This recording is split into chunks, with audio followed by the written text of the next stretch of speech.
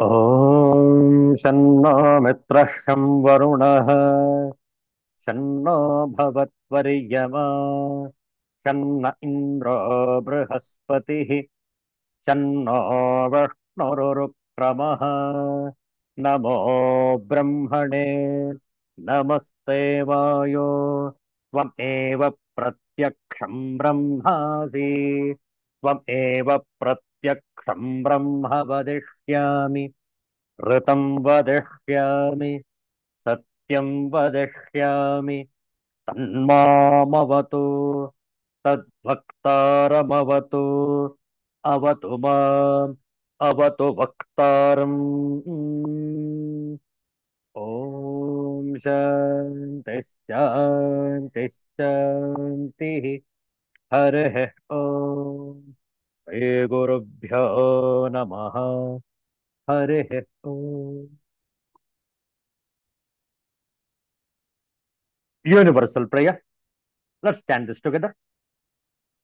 O hidden light, vibrant in every atom. O hidden light, shining in every creature. O hidden love, embracing all in oneness. May each who feels himself as one with thee know he is also one with every other. Om Shanti Shanti Shanti.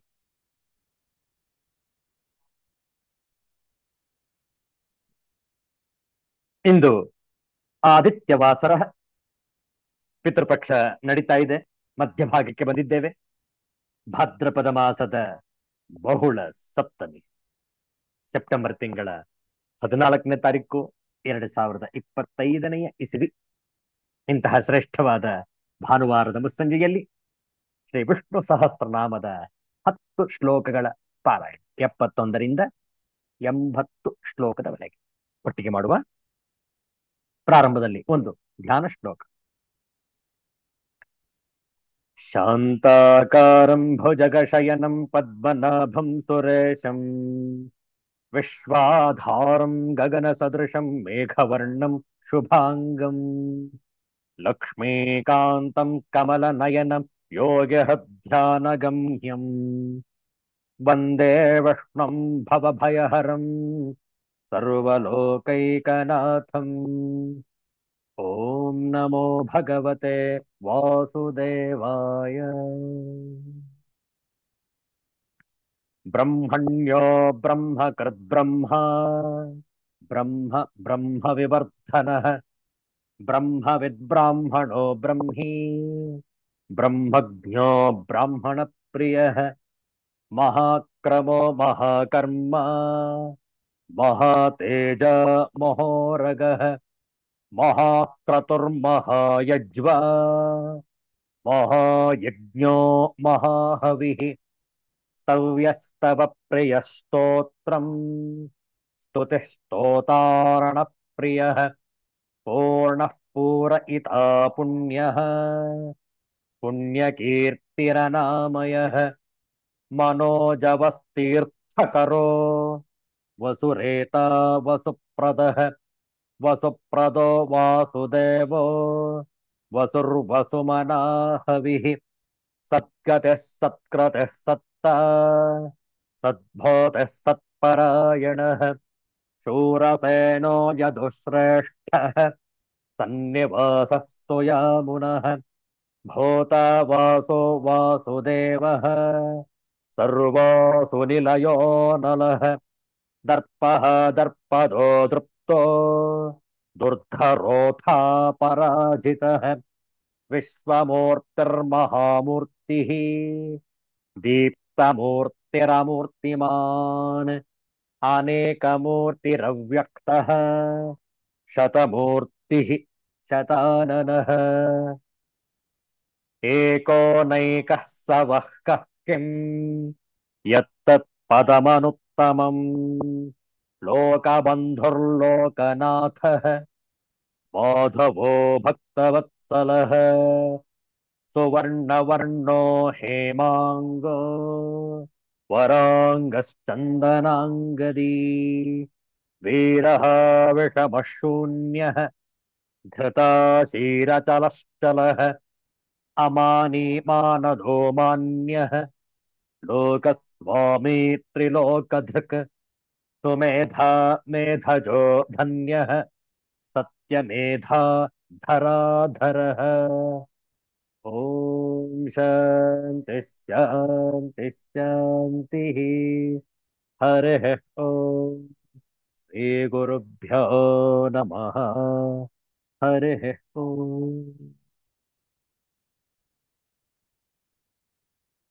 ಪಿತೃಪಕ್ಷದ ಈ ಆದಿತ್ಯವಾಸರದಂದು ಅಷ್ಟಾಕ್ಷರಿ ಮಂತ್ರದ ಜಪ ಮಾಡೋಣ.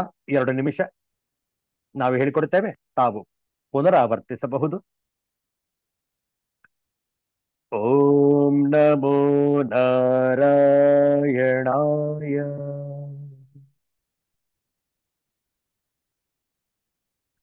ಓಂ ನಮೋ ನಾರಾಯಣಾಯ.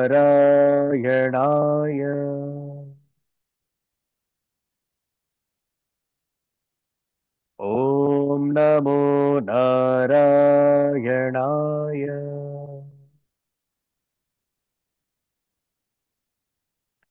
ಓಂ ನಮೋ ನಾರಾಯಣಾಯ.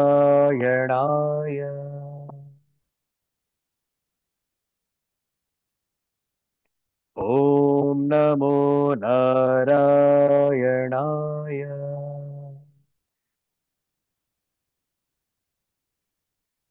ಓಂ ನಮೋ ನಾರಾಯಣಾಯ.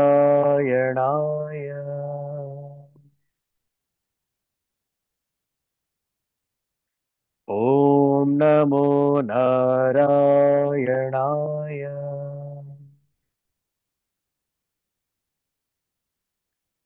ಓಂ ನಮೋ ನಾರಾಯಣಾಯ.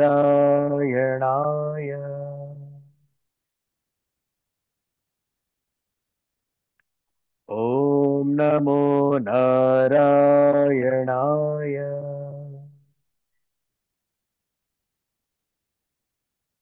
ಓಂ ನಮೋ ನಾರಾಯಣಾಯ.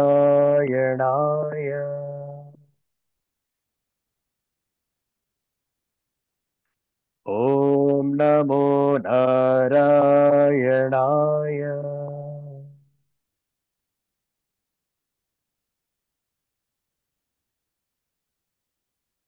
ಒಂದು ಚಿಕ್ಕ ಚೊಕ್ಕ ಭಜನೆಯನ್ನು ಹಾಡೋಣ.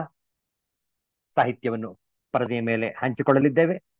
ನಾವು ಹೇಳಿಕೊಟ್ಟ ನಂತರ ತಾವು ಕೂಡ ಪುನರಾವರ್ತಿಸಬಹುದು.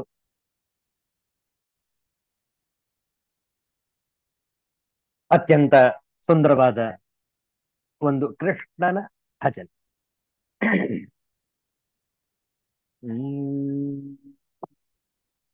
ವನಮಾಲಿ ರಾಧಾರಮಣ ಗಿರಿಧಾರಿ ಗೋವಿಂದ.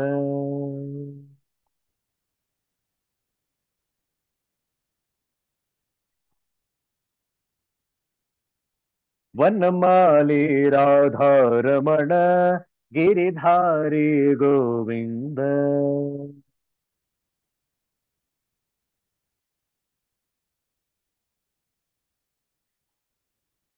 ನೀಲಮೇಘ ಸುಂದರ ನಾರಾಯಣ ಗೋವಿಂದ.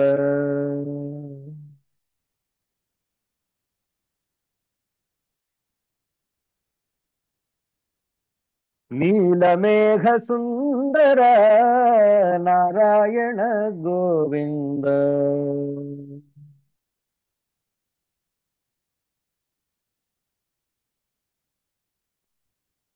ಭಕ್ತ ಹೃದಯ ಮಂದಾರ ಭಾನುಕೋಟಿ ಸುಂದರ.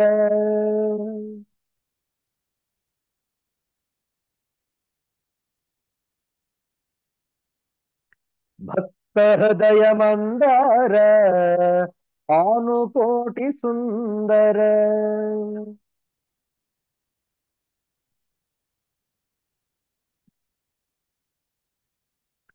ನಂದ ನಂದ ಗೋಪ ವೃಂದ ನಾರಾಯಣ ಗೋವಿಂದ.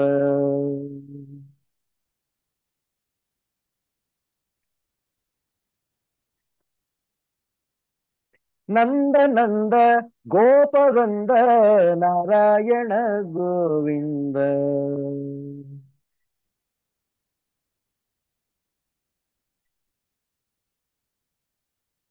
ನಾರಾಯಣ ಗೋವಿಂದ. ಹರಿನಾರಾಯಣ ಗೋವಿಂದ. ಹರಿನಾರಾಯಣ ಗೋವಿಂದ. ಹರಿನಾರಾಯಣ ಗೋವಿಂದ. ಹರಿನಾರಾಯಣ ಗೋವಿಂದ. ಹರಿನಾರಾಯಣ ಗೋವಿಂದ.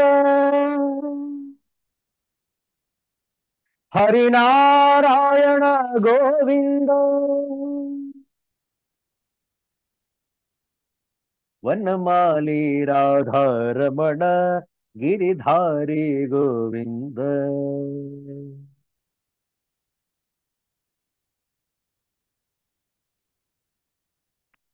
ನೀಲಮೇಘ ಸುಂದರ ನಾರಾಯಣ ಗೋವಿಂದ.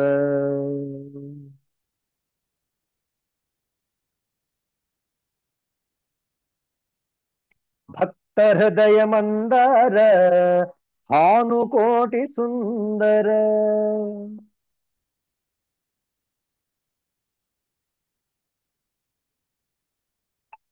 ನಂದ ನಂದ ಗೋಪ ವೃಂದ ನಾರಾಯಣ ಗೋವಿಂದ.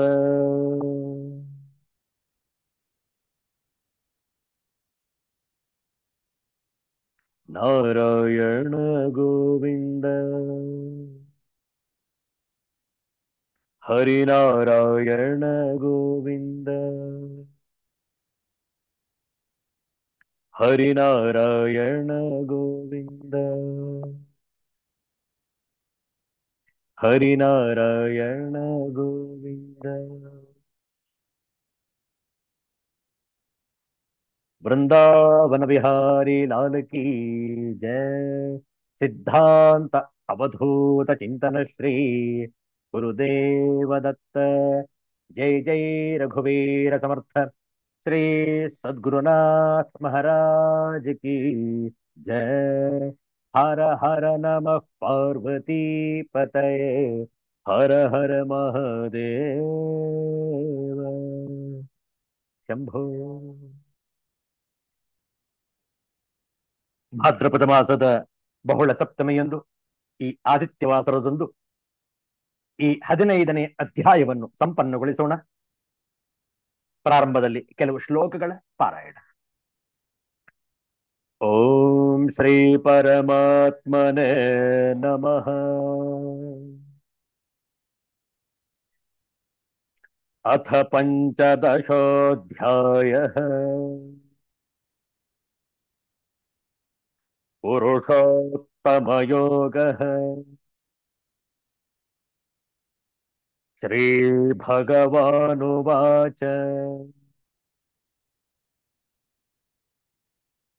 अहं वैश्वानरो भूत्वा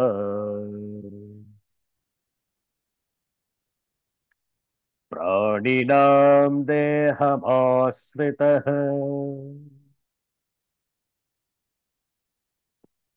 प्राणापानसमायुक्तः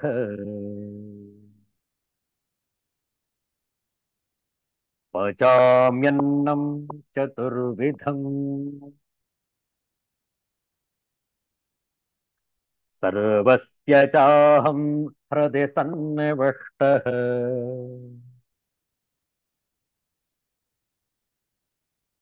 मत्तः स्मृतिर्ज्ञानमपोहनं च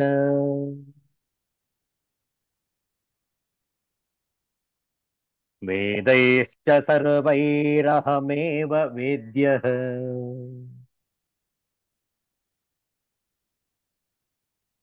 वेदान्तकृत् वेदविदेव चाहम्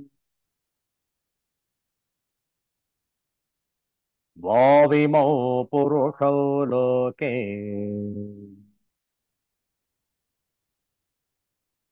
क्षरश्चाक्षर एव च क्षरः सर्वाणि भूतानि कूटस्थोऽक्षर उच्यते।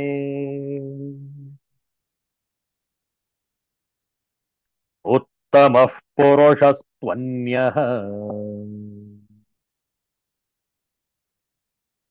परमात्मेत्युदाहृतः यो लोकत्रयमाविश्य बिभर्त्यव्यय ईश्वरः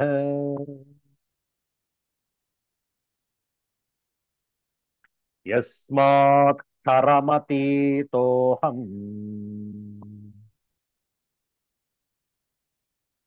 अक्षरादपि चोत्तमः अतोऽस्मि लोके वेदे च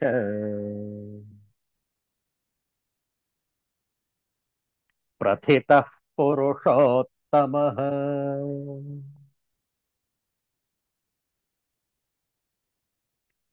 ॐ शान्तिः शान्तिः शान्तिः। हरिः ॐ श्रीगुरुभ्यो नमः। हरिः ॐ।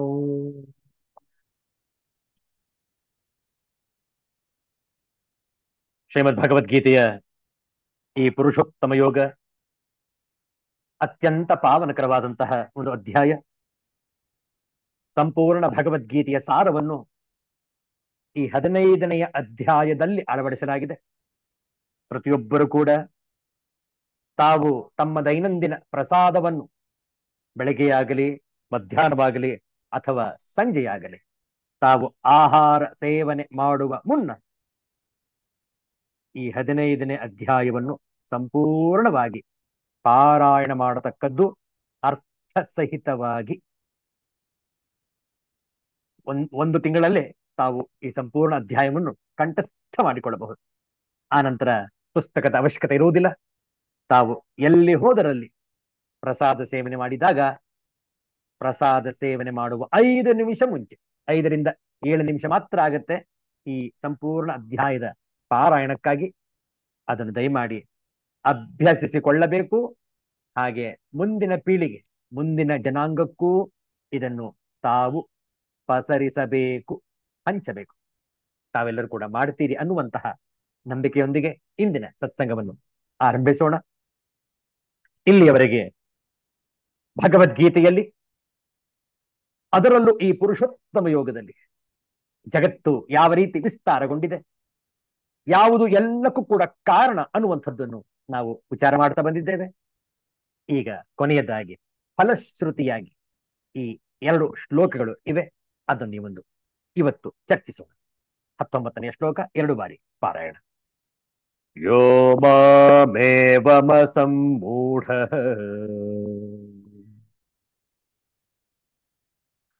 ಜಾನಾತಿ ಪುರುಷೋತ್ತಮಂ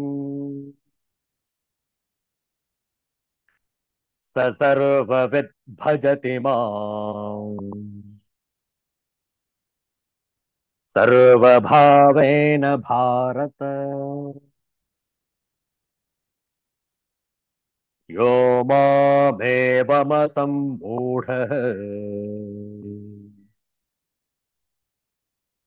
ಜಾನಾತಿ ಪುರುಷೋತ್ತಮಂ ಸ ಸರ್ವವಿದ್ ಭಜತಿ ಮಾಂ सर्वभावेन भारत.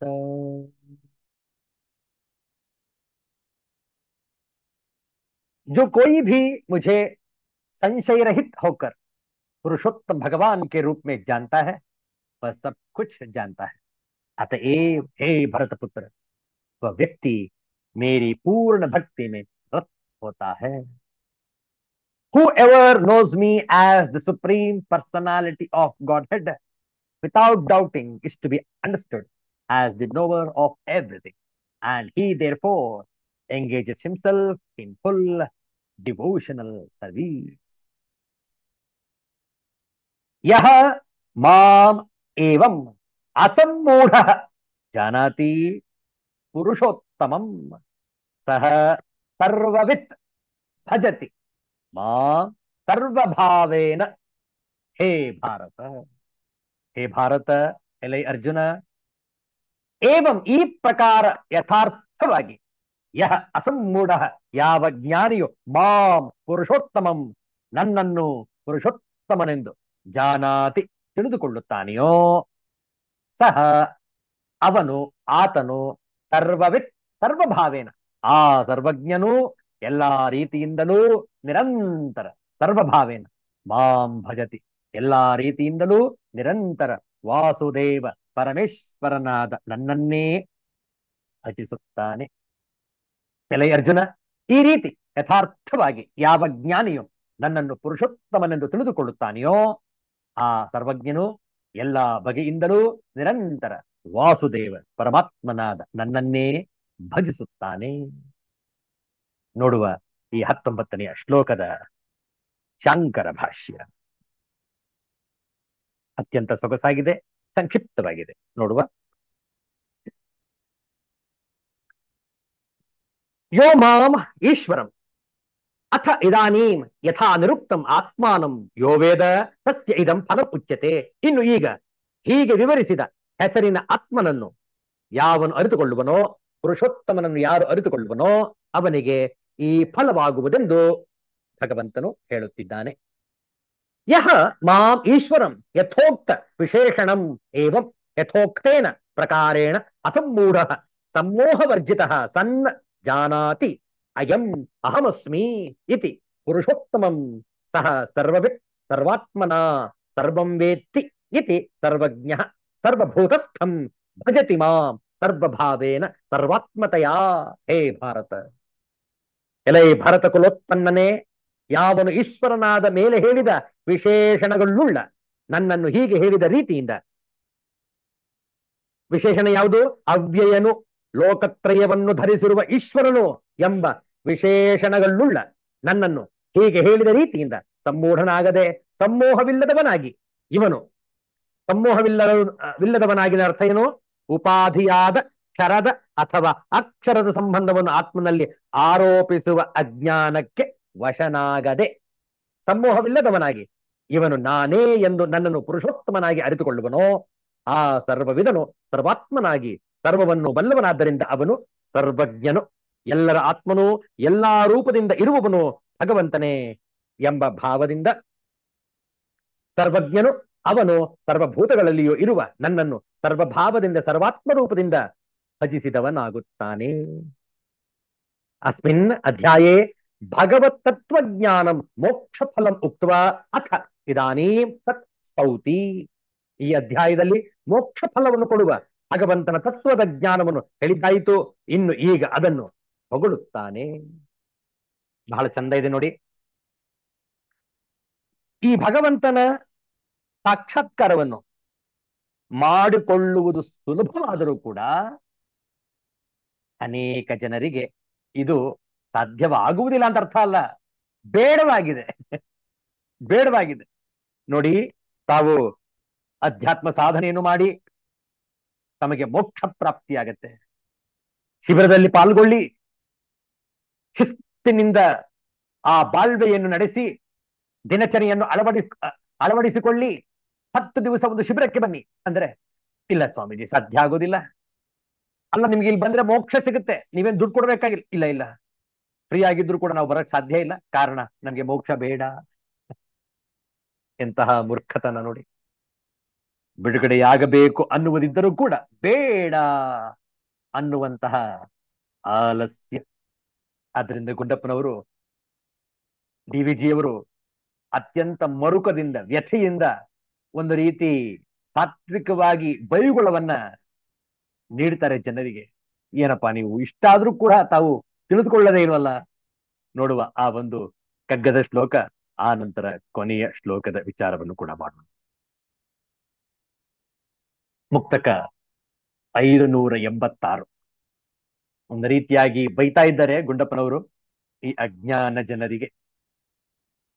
ಹ್ಮ್ ಕೆಂಡ ಮುಸುಡಿಯ ದೈವವೆಲ್ಲವನು ದಹಿಸುತ್ತೀರೆ, ದಂಡಧರನತ್ತಲೆಲ್ಲವನು ಕೆಡಹುತ್ತೀರೆ, ಮೊಂಡು ಘಾಸಿಯ ಲಾಭ ಪಿಂಡ ಮಾತ್ರವು ತಾನೆ, ಪಂಡ ಬಾಳಲೇ ನಮದು ಮಂಕುತಿಮ್ಮ, ಪಂಡ ಬಾಳಲೇ ನಮದು ಮಂಕುತಿಮ್ಮ, ಮಂಕುತಿಮ್ಮ, ಮಂಕುತಿಮ್ಮ.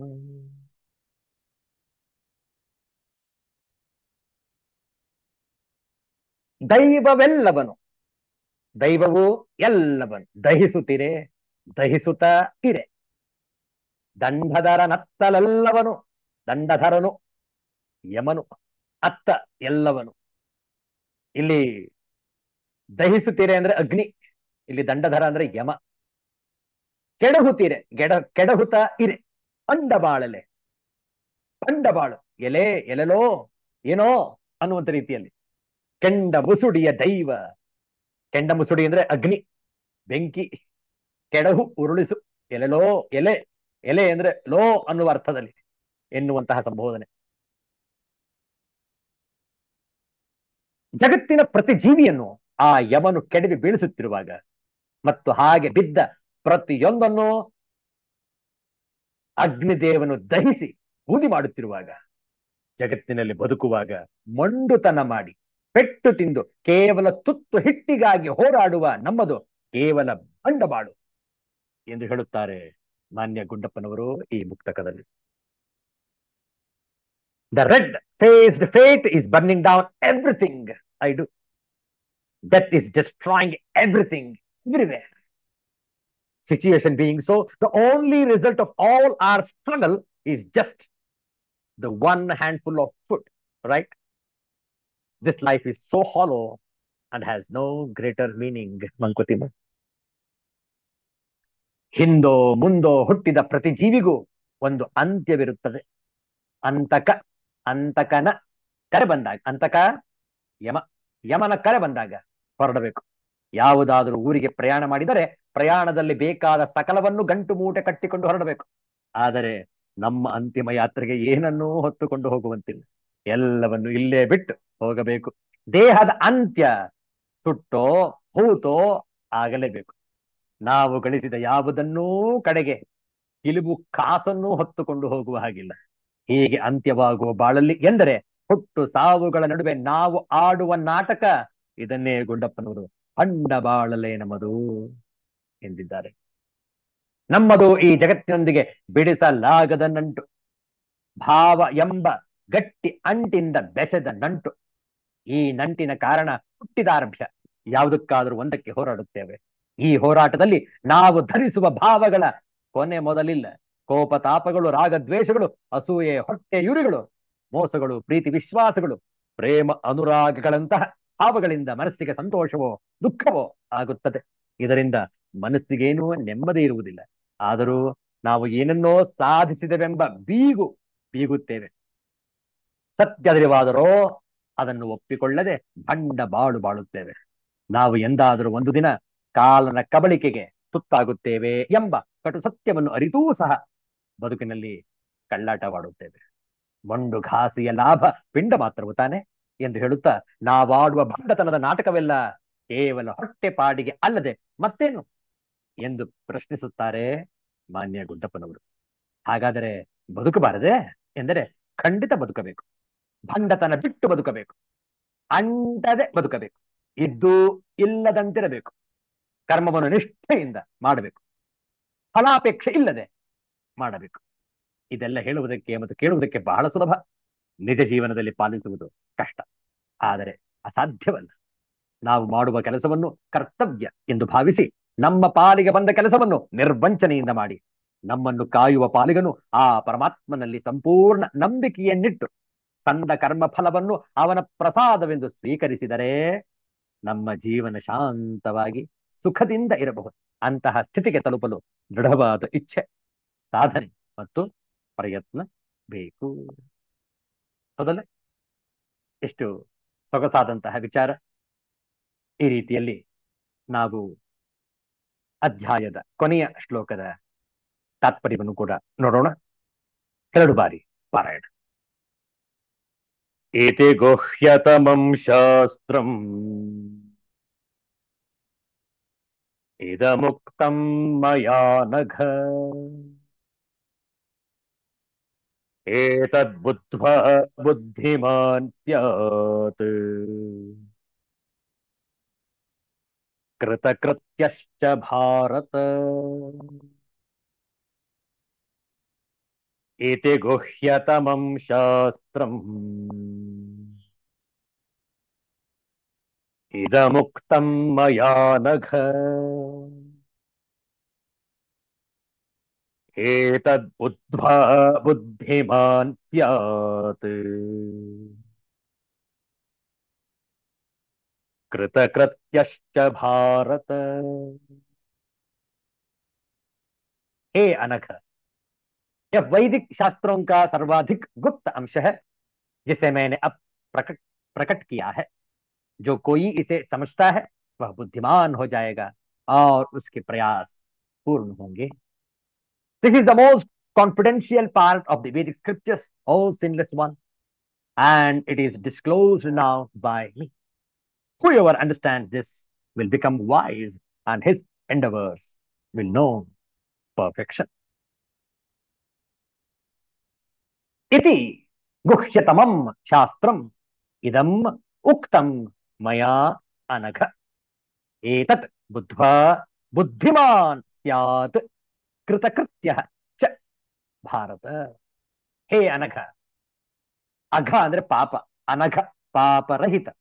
ಹೇ ಪಾಪರಹಿತನಾದ ಅರ್ಜುನನೇ, ಹೇ ಭಾರತ ಎಲೈ ಅರ್ಜುನನೇ, ಇತಿ ಇದಂ ಗುಹ್ಯತಮಂ, ಈ ರೀತಿ ಈ ಅತ್ಯಂತ ರಹಸ್ಯಪೂರ್ಣವಾದ ಶಾಸ್ತ್ರಂ, ಈ ಶಾಸ್ತ್ರವು ಮಯಾ ನನ್ನಿಂದ ಉಕ್ತಂ ಹೇಳಲ್ಪಟ್ಟಿತು. ಏತದ್ ಬುದ್ಧ್ವಾ, ಇದನ್ನು ಯಥಾರ್ಥವಾಗಿ ತಿಳಿದವನು ಬುದ್ಧಿಮಾನ್ ಜ್ಞಾನಿಯೂ, ಚ ಕೃತಕೃತ್ಯ ಮತ್ತು ಕೃತಾರ್ಥನೂ ಆಗುತ್ತಾನೆ. ಎಲೆ ಪಾಪರಹಿತನಾದ ಅರ್ಜುನ, ಈ ರೀತಿ ಅತ್ಯಂತ ರಹಸ್ಯಮಯವಾದ ಈ ಶಾಸ್ತ್ರವು ನನ್ನಿಂದ ಹೇಳಲ್ಪಟ್ಟಿತು. ಇದನ್ನು ಯಥಾರ್ಥವಾಗಿ ತಿಳಿದುಕೊಂಡವನು ಜ್ಞಾನಿಯೂ ಮತ್ತು ಕೃತಾರ್ಥನೂ ಆಗುತ್ತಾನೆ. ಅರ್ಥಾತ್ ಅವನು ಮಾಡಬೇಕಾದದ್ದು ಏನೂ ಸಹ ಉಳಿದುಕೊಂಡಿರುವುದಿಲ್ಲ. ಸಂಪೂರ್ಣವಾಗಿ ತನ್ನ ಆಯಸ್ಸನ್ನು ಕಳೆದಿರುತ್ತಾನೆ, ಸಾರ್ಥಕಪಡಿಸಿಕೊಂಡಿರುತ್ತಾನೆ. ಓಂ ತತ್ಸತ್ ಇತಿ ಶ್ರೀಮದ್ ಭಗವದ್ಗೀತಾಸು ಉಪನಿಷತ್ಸು ಬ್ರಹ್ಮ ವಿದ್ಯಾಯಾ ಯೋಗಶಾಸ್ತ್ರ ಶ್ರೀಕೃಷ್ಣಾರ್ಜುನ ಸಂವಾದೆ ಪುರುಷೋತ್ತಮ ಯೋಗೋ ನಾಮ ಪಂಚದಶೋಧ್ಯಾಯಃ. ಹರಿಃ ಓಂ ಶ್ರೀ ಗುರುಭ್ಯೋ ನಮಃ. ಹರಿಃ ಓಂ. ಈ ಕೊನೆಯ ಶ್ಲೋಕದ ಶಾಂಕರ ಭಾಷ್ಯವನ್ನು ಮುಂದಿನ ವಾರ ಚರ್ಚಿಸುತ್ತಾ ಸಾಧ್ಯವಾದರೆ ಮುಂದಿನ ಅಧ್ಯಾಯಕ್ಕೂ ಕೂಡ ಪಾದಾರ್ಪಣೆ ಮಾಡೋಣ. ಶಾಂತಿ ಮಂತ್ರದೊಂದಿಗೆ ಇಂದಿನ ಸತ್ಸಂಗವನ್ನು ಸಂಪನ್ನಗೊಳಿಸೋಣ. ಓಂ ಸರ್ವೇ ಭವಂತು ಸುಖಿನಃ, ಸರ್ವೇ ಸಂತು ನಿರಾಮಯಾಃ, ಸರ್ವೇ ಭದ್ರಾಣಿ ಪಶ್ಯಂತು, ಮಾ ಕಶ್ಚಿತ್ ದುಃಖಭಾಗ್ ಭವೇತ್. ಓಂ ಶಾಂತಿ ಶಾಂತಿ ಶಾಂತಿ. ಹರಿಃ ಓಂ. ಶ್ರೀ ಗುರುಭ್ಯೋ ನಮಃ. ಹರಿಃ ಓಂ. ಮತ್ತೆ ಭೇಟಿಯಾಗೋಣ. ಎಲ್ಲರಿಗೂ ಒಳಿತಾಗಲಿ, ಎಲ್ಲರಿಗೂ ಶುಭವಾಗಲಿ. ಜೈ ಶ್ರೀ ಗುರುದೇವ ದತ್ತ.